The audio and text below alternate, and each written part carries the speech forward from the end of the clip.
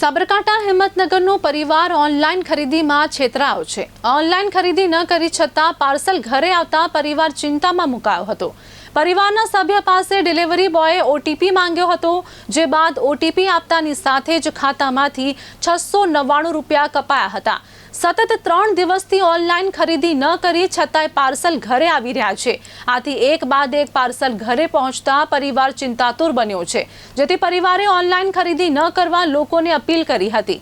આ સાથે જ સાયબર ક્રાઇમ સહિત સરકાર પાસે તપાસની માંગ કરવામાં આવી છે। સાહેબ, મેં એક કોઈ ઓનલાઈન એન્ટ્રી બી નથી મંગાવી, કોઈ ઓનલાઈન કોઈ ઓર્ડર નથી મંગાવ્યો, બરાબર છે।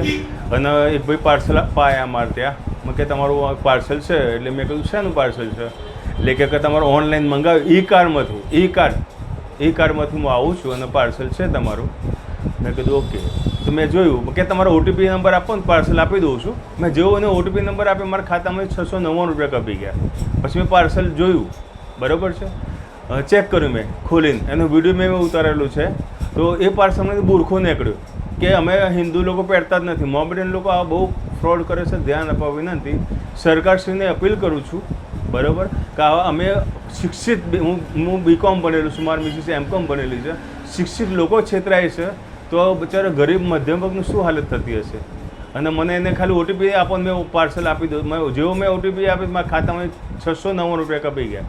અને મેં એનું વિડીયો બી ઉતારેલું છે।